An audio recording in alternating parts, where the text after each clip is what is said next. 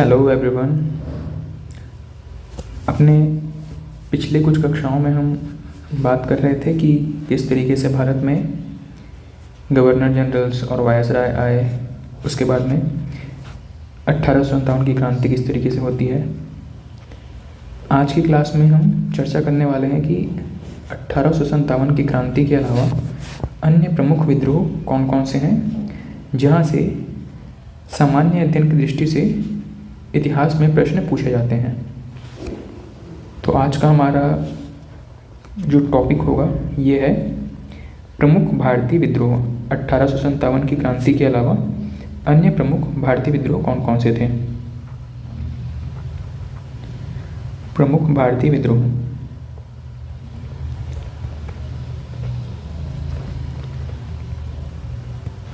इन विद्रोहों की शुरुआत 1857 की क्रांति से पहले ही हो चुकी थी। कुछ विद्रोह छोटे स्तर पर थे, कुछ बहुत बड़े स्तर पर थे, लेकिन कमोबेश सभी में लगभग ब्रिटिश नीतियों के प्रति असंतोष जाहिर हो रहा था। ठीक, और ये सभी विद्रोह जो हैं वो अंग्रेज़ों के खिलाफ या ज़मींदारों के खिलाफ या उनके शोषणकारी नीतियों के खिलाफ हो रहे थे। ब्रिटिश हुकूमत और भारतीय शोषकों में कौन थे? तो ज़मींदार थे, राजे रजवाड़े थे, या जिनको भी ठेका मिला हुआ था ज़मीनों से किसानों से टैक्स कलेक्ट करने का, वो सभी इसके अंतर्गत शामिल थे। और इन सभी के खिलाफ सन 1700 के बाद से ही कई सारे विद्रोह देखे जा सकते हैं। इसी विद्रोह के अंतर्गत हमें कुछ प्रमुख विद्रोहों की चर्चा करनी है, जहाँ से प्रश्न पूछे भी जाते हैं और प्रश्न पूछे जाने की संभावना हमेशा बनी रहती है। ये सारे विद्रोह, जैसे कि मैंने बताया, कि भू राजस्व नीतियों और दमनकारी कानूनों के खिलाफ हुए थे। ये जो विद्रोह हैं, इनमें से कुछ विद्रोह ऐसे थे कि जो कि जनजातियों के द्वारा सीधे उनकी जो परंपरागत मान्यताएं थी उन पे जो अंग्रेज या ज़मींदार हस्तक्षेप कर रहे थे, उनके खिलाफ ये विद्रोह हो रहे थे। ये ऐसे विद्रोह थे जो कि जनजातियों के द्वारा किए जा रहे थे, इसीलिए इनको जनजातीय विद्रोह भी कहा जाता है। हम जो विद्रोह पढ़ने वाले हैं उसमें कुछ जनजातीय विद्रोहों की भी चर्चा करेंगे। और ये जो है समय समय पर अलग अलग एरिया में अलग अलग लोगों के द्वारा जन विद्रोह होते गए।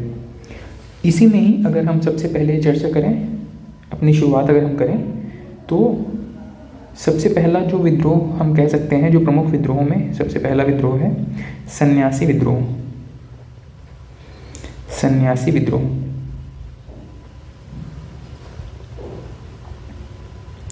इन विद्रोहों में हमें क्या क्या चीज़ें एग्ज़ाम के हिसाब से पढ़नी है या जिन पे हमें विशेष फोकस करना है, तो ध्यान रखिएगा। ये विद्रोहों में सबसे पहले जो पूछा जाता है कि इन विद्रोहों का कारण क्या था। वर्ष स्पेसिफिक जो वर्ष है वो तो बहुत पूछे जाने की संभावना नहीं रहती, पर पूछा जाता है कि इन विद्रोहों का कारण क्या था। पूछा जाता है कि इन विद्रोहों के नेता कौन थे, जो प्रमुख नेता हैं, जिनसे किसी विशेष विद्रोह से संबंधित अगर कोई प्रमुख नेता है तो उनका नाम पूछा जाता है, और ये किस क्षेत्र में हो रहे थे। ये 2-3 बिंदु हैं जहाँ से प्रश्न बनते हैं, प्रश्न पूछे जाने की संभावना रहती है। ठीक है, उन विद्रोहों का कारण, नेता और किस क्षेत्र में घटित हो रहे थे।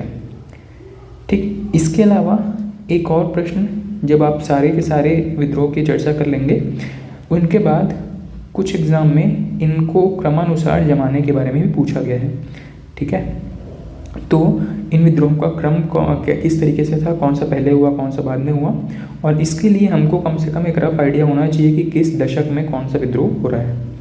ठीक है, स्पेसिफिक ईयर याद ना हो तो भी चलेगा, लेकिन दशक या शताब्दी कम से कम याद रहना चाहिए, एक रफ आइडिया रहना चाहिए कि कौन सा विद्रोह पहले हुआ है, कौन सा बाद में हुआ है। ठीक, तो हम सबसे पहले चर्चा शुरू करते हैं सन्यासी विद्रोह के बारे में।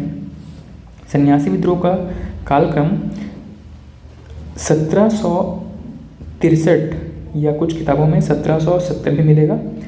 1763 से लेकर के 1800 के आसपास ये विद्रोह भारत के बंगाल वाले क्षेत्र में चल रहा था। ठीक है, किन क्षेत्रों में चल रहा था? तो बंगाल, बिहार, इन क्षेत्रों में ये विद्रोह चल रहे थे। सन्यासी विद्रोह के संबंध में जो महत्वपूर्ण तथ्य हैं उनकी चर्चा करें तो इस आंदोलन का सबसे प्रमुख कारण था किसानों का अत्यधिक शोषण। अकाल कंटिन्यू हो रहे थे और अंग्रेज अपनी जेबें भरने के लिए लगातार टैक्स की वसूली कर रहे थे। साथ ही राजनीतिक अस्थिरता भी बनी हुई थी। इसके अलावा हिंदू और मुसलमानों को तीर्थ स्थानों की यात्रा करने के लिए भी उनसे टैक्स वसूला जाता था। ठीक, इन सभी कारणों से एक लंबे समय से जो सन्यासी थे, जो साधु संत थे, उनके मन में विद्रोह पनप रहा था। और क्योंकि ये साधु संतों के द्वारा किया गया विद्रोह है, इसीलिए इसको सन्यासी विद्रोह कहा जाता है। इसका ओवरऑल जो प्रभाव था इस विद्रोह का, वो बंगाल के आसपास और खास करके जो राजधानी थी उस समय बांग्लादेश की, ढाका, तो इस पूरे एरिया में इनका प्रभाव ज़्यादा देखा गया। इन विद्रोहों को लीड करने वाले कुछ व्यक्तियों का नाम अगर हम चर्चा करें तो इसकी शुरुआत में इस विद्रोह के नेता थे मंजू शाह और एक व्यक्ति हैं देवी चौधरानी।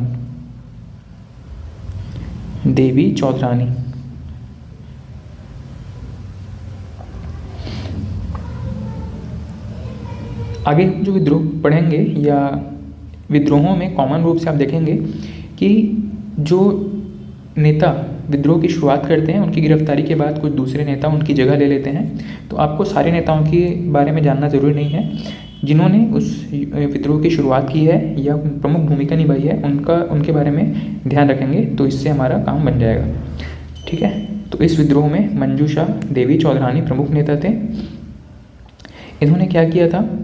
इन्होंने अंग्रेजी शासन जो चल रहा था उसके विरुद्ध एक पैरेलल गवर्नमेंट का फॉर्मेशन कर लिया था। ठीक है, इन्होंने उनकी बातों को न मानने के लिए, उनके खिलाफ विरोध प्रदर्शन करने के लिए एक समानांतर सरकार का गठन कर लिया था। समानांतर सरकार का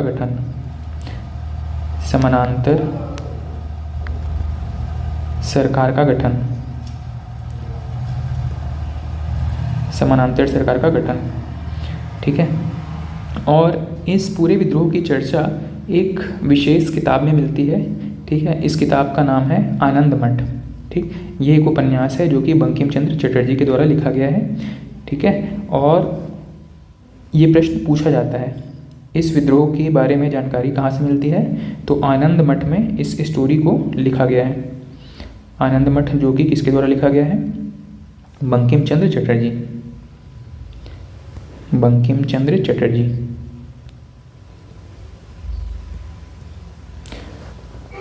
और अंत में एक महत्वपूर्ण तथ्य ये है कि इस विद्रोह को शांत करने का, दबाने का या दमन करने का श्रेय किसको जाता है? तो वॉरेन हेस्टिंग्स ने इस विद्रोह का दमन कर दिया था। वॉरेन हेस्टिंग्स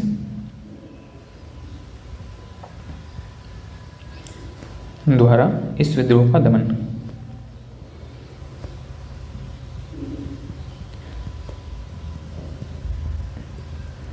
ठीक, ये महत्वपूर्ण बातें ध्यान रखिएगा सन्यासी विद्रोह के बारे में। नेक्स्ट जो विद्रोह है ये, इसका नाम है फकीर विद्रोह।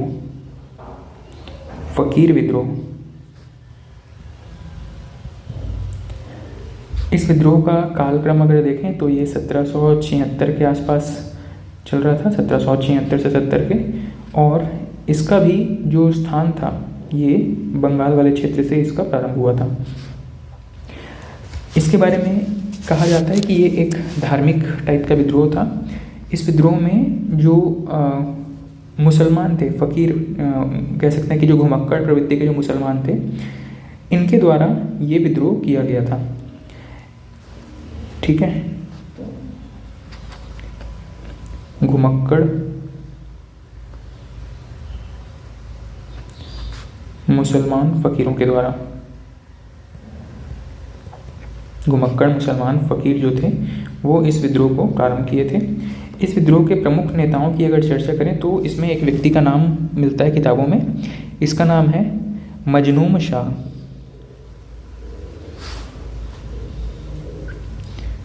मजनूम शाह, इनके द्वारा ये विद्रोह किए गए थे। ठीक, इस विद्रोह में कौन कौन से तरीके के कार्यक्रम रखे गए हैं, तो इस विद्रोह में अगर देखें तो ये जो मजनूम शाह थे, इन्होंने अंग्रेजी शासन के विरुद्ध विद्रोह करते हुए जमींदारों और किसानों से धन की वसूली प्रारंभ कर दी थी। ठीक, अब ये बड़ा अलग तरीके का विद्रोह आपको देखने को मिल रहा है। कुछ ऐसे लोग हैं जो विद्रोह करते हैं तो अंग्रेज़ों को परेशान करते हैं, लेकिन यहाँ पे जो फ़कीर विद्रोह है इसमें जो नेता हैं ये ज़मींदार और किसानों से टैक्स वसूल रहे हैं। ज़मींदार और किसानों से धन वसूली। इसका अर्थ ये था कि वो क्षेत्र जो अंग्रेज़ों के कब्जे में है वहाँ से पैसा वसूल करके फ़कीर विद्रोह के जो नेता थे वो ये दर्शाना चाहते थे कि इन क्षेत्रों पर उनका भी अधिकार है और अंग्रेज यहाँ पे कोई भी कार्रवाई करने में असक्षम है। ठीक है, अंग्रेज़ों की अक्षमता से उनको परिचित कराना ये इस विद्रोह का उद्देश्य बन गया था। और मजनून शाह की मृत्यु के बाद में इनके कुछ मित्र थे या इनके जो दल के बाकी नेता थे, उन्होंने इस विद्रोह को आगे बढ़ाया था, लेकिन बाद में इस विद्रोह के द्वारा हिंसक गतिविधियां मतलब लूट के साथ में हत्या के प्रयास भी किए जाने लगे, जिसकी वजह से इसको कठोरतापूर्वक दमन कर दिया गया। ठीक है, इन्होंने क्या किया था, ब्रिटिश फैक्ट्रियों में भी और ब्रिटिश फैक्ट्री को भी लूटना शुरू कर दिया था। इसी वजह से इस विद्रोह का कठोरतापूर्वक दमन कर दिया जाता है। ठीक है, फ़कीर विद्रोह के बारे में ये 2-3 महत्वपूर्ण चीज़ें हैं, इसको याद रखिएगा। अगला जो प्रमुख विद्रोह है इसका नाम है पाइक विद्रोह। पाइक विद्रोह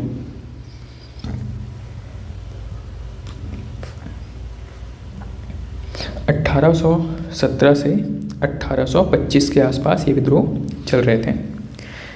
इस विद्रोह के नाम में जो प्रमुख शब्द है वो है पाइक।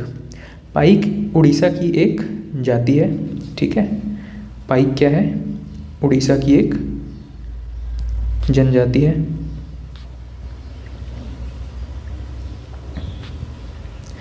पाइक जनजाति के द्वारा ये विद्रोह किया गया था, इसीलिए इसको पाइक विद्रोह के नाम से जाना जाता है।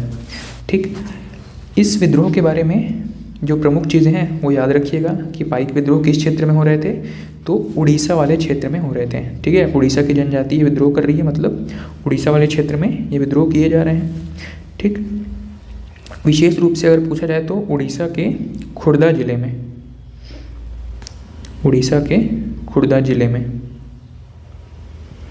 ये विद्रोह संपन्न हो रहे थे। ठीक, इसके अलावा यह एक सशस्त्र विद्रोह था। यह एक सशस्त्र विद्रोह था। ठीक है, किसानों ने या पाइक जनजाति के जो लोग हैं उन्होंने अस्त्र शस्त्र उठाकर अंग्रेज़ों के खिलाफ बगावत कर दिया था। इन सभी में जो नेता थे उनका नाम था जगबंधु विद्याधर। इस विद्रोह के जो नेता हैं इनका नाम था जगबंधु विद्याधर। ठीक है, पाइक विद्रोह उड़ीसा वाले क्षेत्र में हो रहा है, पाइक जनजाति के द्वारा किया जा रहा है खुर्दा जिले में, विशेष रूप से इसका केंद्र था। यह एक सशस्त्र विद्रोह था और इस विद्रोह के नेता थे जगबंधु विद्याधर। इतनी बातें मुझे लगता है कि महत्वपूर्ण है। ठीक, और 1825 आते आते इस विद्रोह का भी दमन कर दिया जाता है। इस विद्रोह के कारणों की चर्चा करें तो यहाँ पे भी टैक्स वसूली या किसानों का शोषण, यही कुछ प्रमुख कारण बन गए थे। ठीक है, असल में यहाँ पे क्या हो रहा था कि खुर्दा जिले के जो राजा थे वो सैन्य गतिविधियों के लिए टैक्स फ्री भूमि का आवंटन कर रहे थे। ठीक है, यहाँ पे जो इस क्षेत्र के राजा थे उन्होंने क्या किया था, सैनिक गतिविधियों के लिए टैक्स फ्री भूमि आवंटित कर रहे थे किसको? पाइक जनजाति के लोगों को। लेकिन इस वजह से अंग्रेज़ों ने क्या किया, इस आवंटन पर रोक लगा दिया था। ये एरिया था राजा का, और राजा इस एरिया के कुछ क्षेत्र पाइक जनजाति के लोगों को डिस्ट्रीब्यूट कर रहे थे।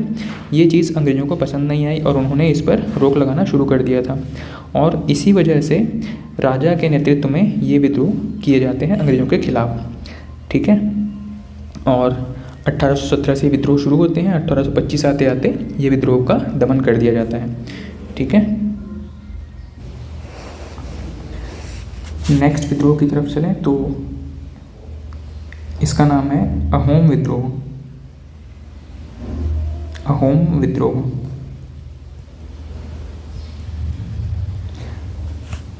ये 1828 के आसपास, 1828 से लेकर के 1833 तक ये विद्रोह चल रहा था।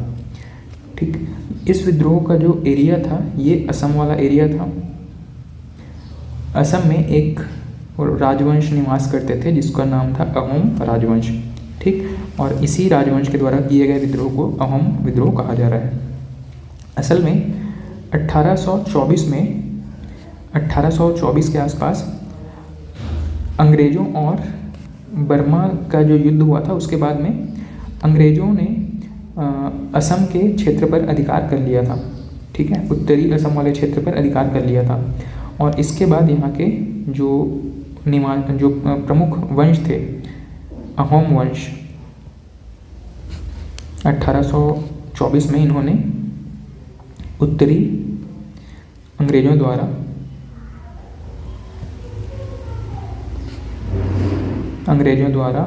उत्तरी असम पर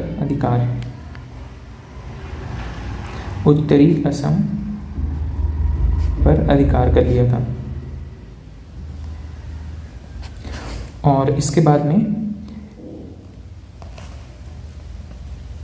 इस क्षेत्र के जो प्रमुख राजवंश थे, इसका नाम है अहोम वंश। अहोम वंश के जो उत्तराधिकारी थे, उन्होंने ईस्ट इंडिया कंपनी से ये रिक्वेस्ट किया, ये आदेश दिया उनको कि आप इस क्षेत्र को छोड़ करके चले जाइए।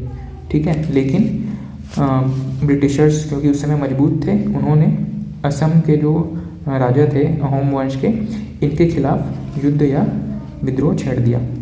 ठीक है, और इसमें अहोम वंश के एक राजा का नाम प्रसिद्ध है, गोमधर कुंवर।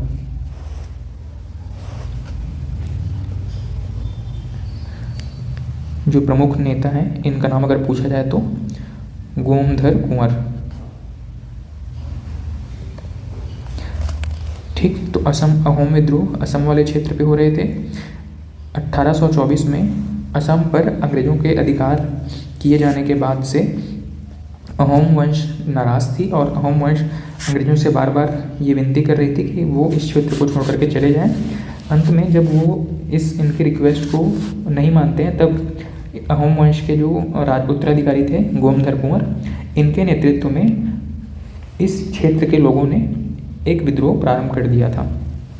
ठीक है, और ये विद्रोह जैसे कि अंग्रेज़ों के बारे में हमको पता है कि वो मॉडर्न टेक्नोलॉजी से लैस थे, और इसी वजह से इन्होंने इस विद्रोह को दमन कर दिया। मतलब पूरी शक्ति से इस विद्रोह को कुचल दिया, और बाद में गोमधर कुंवर को गिरफ्तार कर लिया जाता है, और अंत में प्रमुख नेता के गिरफ्तार होने की वजह से ये विद्रोह भी धीरे धीरे समाप्त हो जाता है।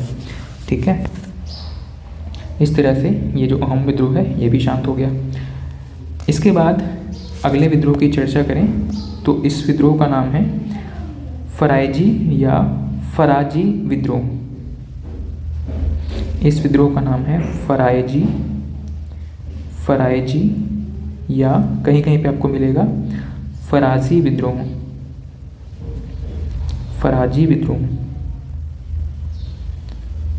इस विद्रोह का समय काल अगर देखा जाए तो 1838 के आसपास से ये विद्रोह प्रारंभ हुए थे, और 1857 तक ये विद्रोह चल रहे थे।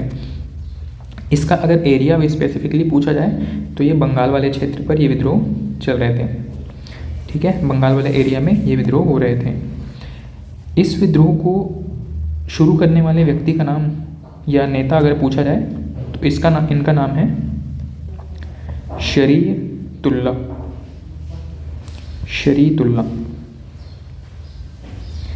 शरीयतुल्लाह ये बंगाल के रहने वाले व्यक्ति हैं और इन्हीं के द्वारा फराइजी विद्रोह प्रारंभ किया गया है। ठीक, इसके अलावा अगर हम इसमें कारणों की चर्चा करें तो इसके पीछे, इस विद्रोह के पीछे कई कारण थे। ठीक है, जैसे कि सामाजिक, आर्थिक, राजनीतिक, सभी तरीके के कारण इस विद्रोह के प्रति रिस्पॉन्सिबल थे। ठीक है, यहाँ पे बंगाल वाले क्षेत्र के जो मुस्लिम लीडर्स थे वो मुसलमानों से अंग्रेज़ों से नाराज़ थे, उनकी नीतियों से परेशान थे और ये अंग्रेज़ों को बंगाल से बाहर निकालने के लिए प्रयासरत थे। ठीक है, ज़मींदारों के बढ़ते अत्याचारों से भी परेशान थे। ठीक, इन सभी कारणों की वजह से मुस्लिम लीडर्स ने जो विद्रोह किया है, इसी का नाम है फराइजी विद्रोह। इसमें क्या क्या याद रखना है आपको? कारण तो आपको पता है, जो जनरल रीजंस हैं वही रीजंस यहाँ पे भी हैं। बस ये याद रखना है कि फराइजी बंगाल वाले क्षेत्र में हो रहा था और इसके लीडर का नाम था शरीयतुल्लाह। ठीक है, बाद में 1857 की क्रांति जहाँ से शुरू हुई थी उसी के आसपास इस विद्रोह का भी दमन कर दिया जाता है। ठीक है, इसके बाद में जो नेक्स्ट विद्रोह है इसका नाम है कूका आंदोलन। कूका आंदोलन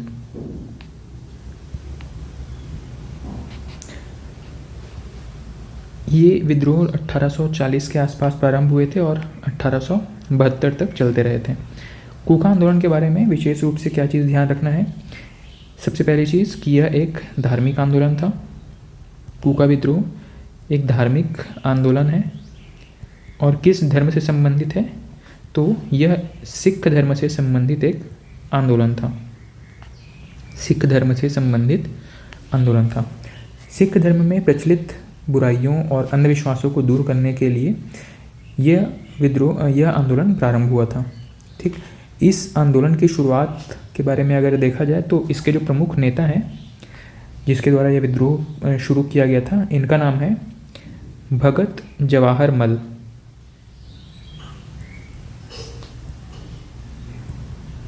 भगत जवाहर मल, इनके द्वारा यह विद्रोह प्रारंभ किया गया था और बाद में, इनकी मृत्यु के बाद में एक इनके शिष्य हैं बालक सिंह, इन्होंने इस आंदोलन को कंटिन्यू किया।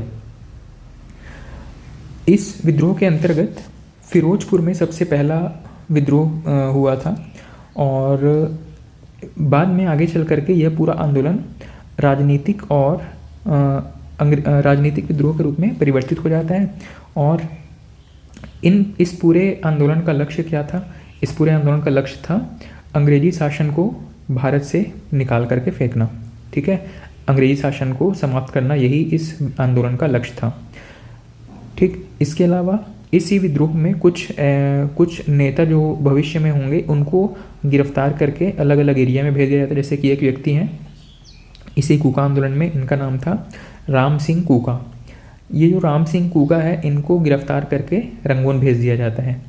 ठीक है, और इस आंदोलन में उसी तरीके के कह सकते हैं कि नियम बनाए गए थे जैसे कि स्वदेशी आंदोलन में बनाए गए थे। जैसे स्वदेशी आंदोलन में हम देखेंगे कि किस तरीके से भारतीय लोगों के द्वारा ही या अपने हाथों से बनाए गए वस्त्रों को ही पहनना है। उसी तरीके के कुछ नियम, मतलब ब्रिटिशर्स को बॉयकॉट करने के लिए, उनका विरोध करने के लिए ये सारे नियम बनाए गए थे। ठीक है, तो कूका आंदोलन शुरुआत में एक धार्मिक आंदोलन था। सिख धर्म में प्रचलित बुराइयों को दूर करने के लिए यह आंदोलन शुरू हुआ था। भगत जवाहर मल इसके प्रमुख नेता थे। शुरुआती नेताओं में भगत जवाहर मल थे। इनके बाद में इनके कई उत्तराधिकारी है जिन्होंने इस आंदोलन को, इस विद्रोह को कंटिन्यू किया था। ठीक है, एक व्यक्ति का नाम मिलता है बालक सिंह और एक व्यक्ति का नाम मिलता है राम सिंह कूका।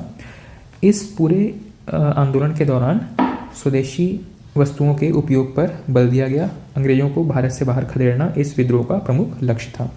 ठीक है, इसके बाद में जो अगला जो प्रमुख विद्रोह है इसका नाम है गडकरी विद्रोह। गडकरी विद्रोह, गडकरी विद्रोह। इसका समय काल अगर देखा जाए तो 1844 के आसपास यह विद्रोह हो रहे थे। ठीक, गडकरी विद्रोह अगर एरिया स्पेसिफिकली पूछा जाए तो ये हो रहे थे महाराष्ट्र के क्षेत्र में। और ये जो विद्रोह थे, कूका आंदोलन, ये पंजाब से शुरू होकर और धीरे धीरे पूरे भारत में फैल गया था। पंजाब से शुरू होकर धीरे धीरे भारत में फैल गया था। गडकरी विद्रोह महाराष्ट्र वाले एरिया में शुरू हो रहा था। ठीक, महाराष्ट्र के विशेष रूप से कोल्हापुर में ये आंदोलन शुरू हुए थे। ठीक है, और जैसे कि गडकरी या महाराष्ट्र वाले एरिया में उस समय मराठे अभी भी थे। ठीक है, तो जो मराठों के शासन में काम करने वाले जो सैनिक थे वो इस विद्रोह में विशेष रूप से भाग लिए हुए थे। ठीक है, और इस विद्रोह का नेतृत्व कर रहे थे। इस विद्रोह के अगर नेता की चर्चा करें तो बहुत महत्वपूर्ण तो नहीं है यहाँ पे, लेकिन इनका नाम में अगर चाहें तो याद रखेंगे। इनका नाम था दाजी कृष्ण पंडित। गडकरी विद्रोह के नेता कौन थे? दाजी कृष्ण पंडित। इनका भी एकमात्र उद्देश्य था अंग्रेजी शासन को भारत से बाहर निकाल करके फेंकना। ठीक है, इन्होंने क्या किया, अंग्रेजी शासन के अधीन इनके जो कुछ किले अंग्रेजों ने कब्जा लिए थे, इन क्षेत्रों पर युद्ध आक्रमण करके इन्होंने अपने किले वापस जीत लिए थे। ठीक है, और उसके बाद में अंग्रेजी सरकार ने गडकरियों के इस विद्रोह को दबाने के लिए एक हिंसक आंदोलन का सहारा लिया, एक हिंसक युद्ध का सहारा लिया, और आगे चल करके इस गडकरी विद्रोह को भी ब्रिटिशर्स के द्वारा समाप्त कर दिया जाता है। ठीक है, तो गडकरी विद्रोह 1844 में हो रहे थे, महाराष्ट्र वाले क्षेत्र में हो रहे थे, और दाजी कृष्ण पंडित इसके प्रमुख नेता थे। इस विद्रोह का प्रमुख लक्ष्य क्या था? ब्रिटिशर्स को भारत से बाहर निकाल फेंकना।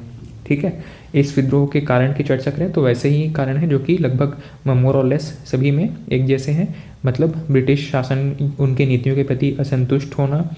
ठीक है, और साथ ही ज़मींदारों या अंग्रेज़ों का शोषणकारी प्रवृत्ति, ये सभी इस विद्रोह के प्रमुख रीजंस थे। इसके बाद में नेक्स्ट विद्रोह की अगर चर्चा करें तो एक विद्रोह जिसका नाम है खोंड विद्रोह, या इसको सवार विद्रोह भी के नाम से भी कुछ किताबों में आपको ये मिलेगा, खोंड विद्रोह या सवार विद्रोह। नेक्स्ट है हमारा खोंड विद्रोह। खोंड या इसी को ही सवार विद्रोह के नाम से भी आपको किताबों में मिल सकता है, खोंड या सवार विद्रोह।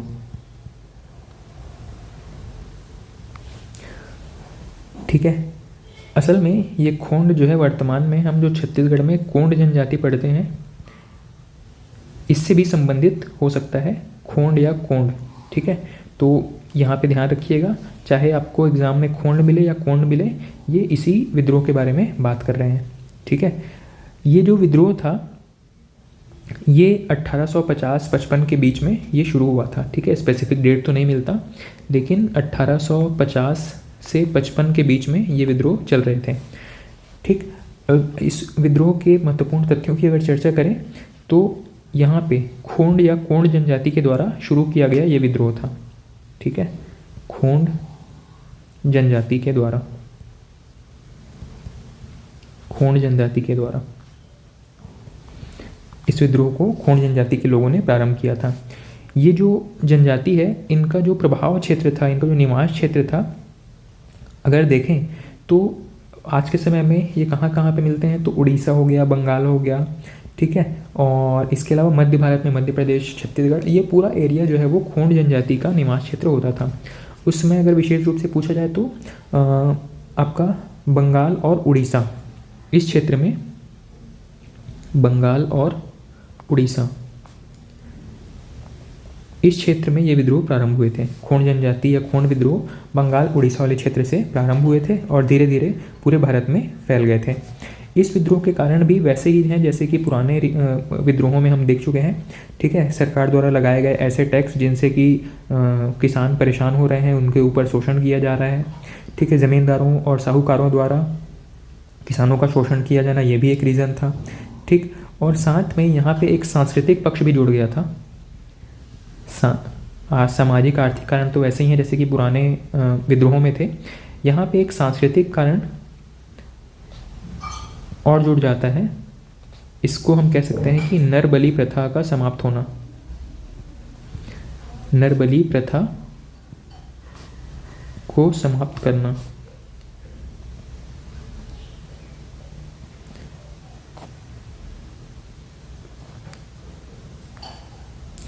नरबली प्रथा का समाप्त होना। ठीक, अंग्रेज़ों ने क्या किया, अंग्रेज़ों ने इनका जो एक पुराना ट्रेडिशन था, ये कुछ विशेष कुछ बड़ा कार्य करने से पहले नरबलि दिया करते थे खोंड जनजाति के लोग। ठीक, इस नरबलि प्रथा को ही ब्रिटिशर्स ने गलत ठहरा दिया और इस नरबलि प्रथा को समाप्त कर दिया। ठीक, इस प्रथा के समाप्त होने से खोंड जनजाति के लोगों ने अंग्रेज़ों के प्रति ये क्या हुए, नाराज़ हो गए और उनके जो इतना पुराना इतना महत्वपूर्ण ट्रेडिशन था उस पर हस्तक्षेप जो है ये खोंड जनजाति के लोगों को पसंद नहीं आया था। ठीक है, तो इन्होंने क्या किया, अंग्रेज़ों के खिलाफ एक कह सकते कि हिंसक आंदोलन शुरू कर दिया था। असल में इस विद्रोह की शुरुआत जो है वो एक व्यक्ति हैं, इनका नाम है चक्र बिश्नोई। कहीं कहीं पे ये बिश्नोई मिलेगा और कहीं कहीं पे ये बिसोई मिलेगा, चक्र बिसोई। ठीक है, असल में इनका नाम था चक्र बिसोई। ठीक, किसी किताब में अगर बिश्नोई मिला हो तो उसको करेक्ट करके इसको बिसोई कर लेंगे। ये जो चक्र बिसोई थे ये खोंड जनजाति के प्रमुख लीडर थे कह सकते हैं।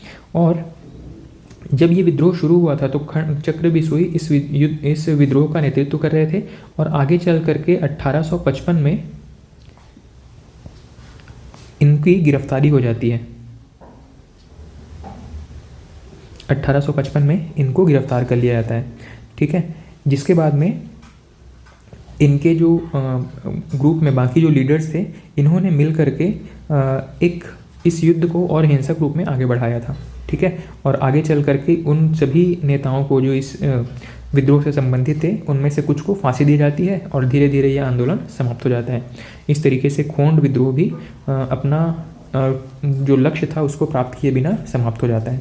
ठीक है, इसके बाद में नेक्स्ट विद्रोह की चर्चा करें तो एक विद्रोह मिलता है इतिहास में, इसका नाम है कोल विद्रोह। कोल विद्रोह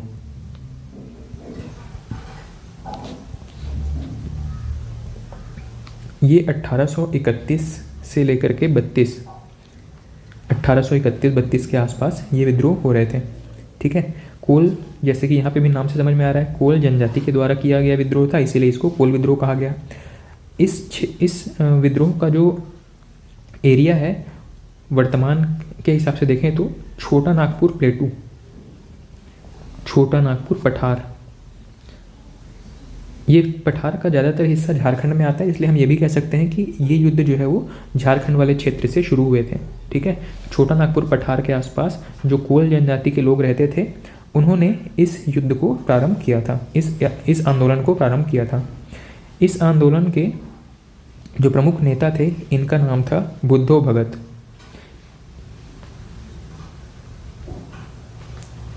बुद्धो भगत ये इस आंदोलन के प्रमुख नेता थे। ठीक है, और इस आंदोलन का भी कारण वही था जैसे कि पुराने विद्रोहों में सामान्य कारण हम देख चुके हैं, सामाजिक, आर्थिक और राजनीतिक रूप से लोकल जनजातियों का शोषण किया जाना इस विद्रोह के शुरू होने का कारण बनता है।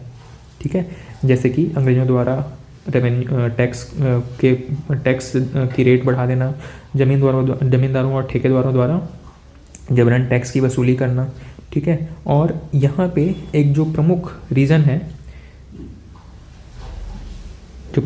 है जो एग्ज़ाम में पूछा जाता है, इसका उल्लेख यहाँ पे करना ज़रूरी है।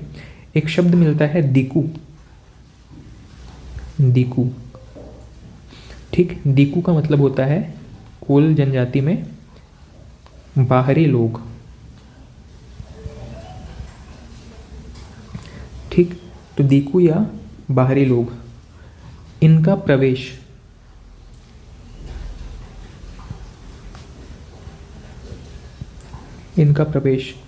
इससे भी कोल जनजाति के लोग नाराज़ थे। असल में यहाँ पे क्या हो रहा था, अंग्रेज़ों के बारे में आपको पता है कि ये किसी क्षेत्र में टैक्स वसूली करने के लिए ज़मींदारों को या ठेकेदारों को वो एरिया दे देते थे कि आप इतना टैक्स इकट्ठा करके दे देंगे। शुरुआत में क्या होता था, कोल जनजाति के जो लोग थे इन्हीं को ही वहाँ पे ठेका दिया जाता था या ज़मींदारी दी जाती थी।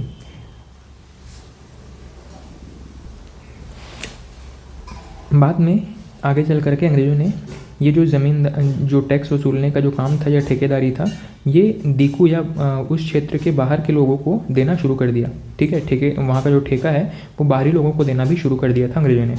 और ये जो बाहरी लोग होते थे ये बहुत हिंसक तरीके से या बहुत ज़्यादा टैक्स वसूली किया करते थे इस जनजाति के लोगों के द्वारा।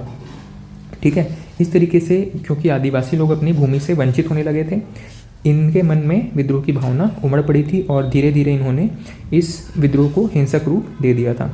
ये विद्रोह जो है वो रुक रुक कर बहुत लंबे समय तक चलता रहा और 1848 के आसपास ये विद्रोह जो है वो अंतिम रूप से समाप्त होते हैं। अंग्रेज़ों की दमनकारी नीतियों के द्वारा ये विद्रोह जो है वो लगभग 1848 के आसपास इसको समाप्त किया जाता है। ठीक है, तो कोल विद्रोह के बारे में ये 2-3 चीज़ें याद रखेंगे, खास करके क्षेत्र इसका याद रखेंगे। छोटा नागपुर पठार हो गया, या इस एग्ज़ाम में अगर आपको झारखंड दिखाई दे ऑप्शन में तो ये भी ठीक होगा। ठीक है, कोल विद्रोह छोटा नागपुर का पठार या झारखंड वाले क्षेत्र में। प्रमुख नेता थे बुद्धू भगत और प्रमुख कारण था दीकू या बाहरी लोगों का इनके क्षेत्र में प्रवेश। ठीक है, और ये प्रवेश किसके लिए था? ये प्रवेश था वहाँ पे ज़मींदारी या ठेकेदारी के लिए। ठीक है, तो ये कोल विद्रोह के बारे में इतनी महत्वपूर्ण चीज़ें हैं। चलिए नेक्स्ट विद्रोह की तरफ अगर हम मूव करें तो नेक्स्ट विद्रोह है हमारा संथाल विद्रोह। संथाल विद्रोह, इस विद्रोह का जो समय है ये 1855-56 के आसपास घटित हो रहे हैं। संथाल विद्रोह एक एरिया है संथाल परगना नाम से, उसी एरिया में ये विद्रोह हो रहे थे, इसीलिए इसको संथाल विद्रोह कहा गया है। 1855-56 के आसपास ये विद्रोह चल रहे थे। ठीक, ये विद्रोह का अगर स्पेसिफिक एरिया पूछा जाए तो संथाल परगना, संथाल परगना, संथाल परगना में ये विद्रोह हो रहे थे, इसीलिए इसका नाम पड़ा था संथाल विद्रोह। असल में संथाल जो है वो एक जनजाति का नाम भी है, संथाल जनजाति के द्वारा ये विद्रोह हो रहे थे।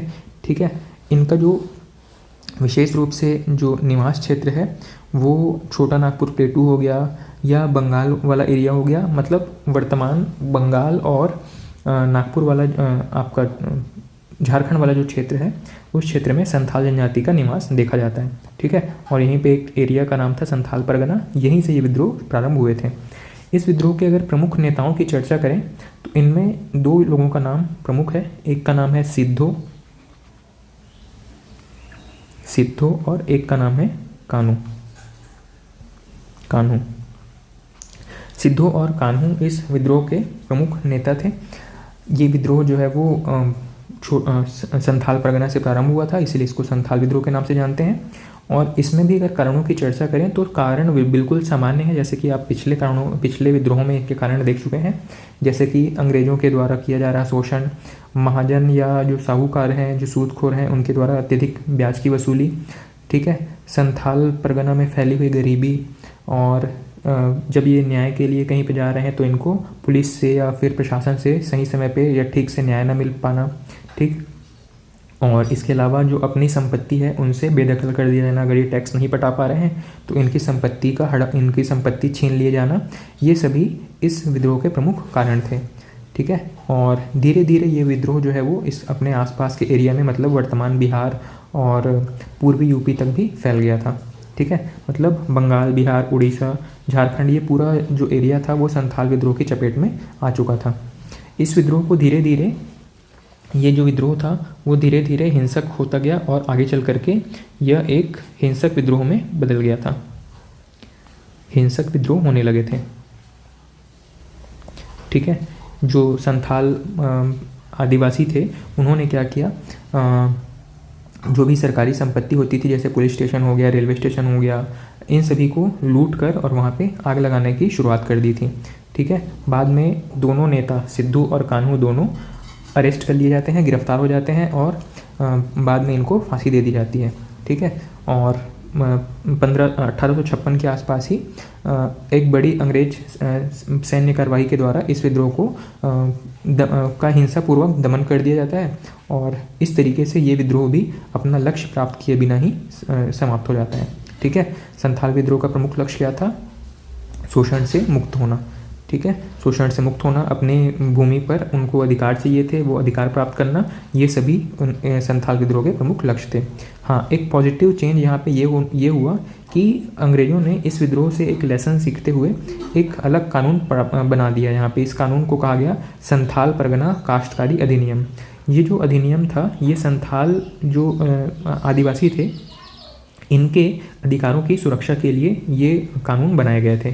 इस तरीके से अंग्रेज जो संथाल आदिवासी थे, इनका लक्ष्य जो है वो पूरी तरीके से तो प्राप्त नहीं हुआ, लेकिन आंशिक रूप से इनको सफलता ज़रूर मिली।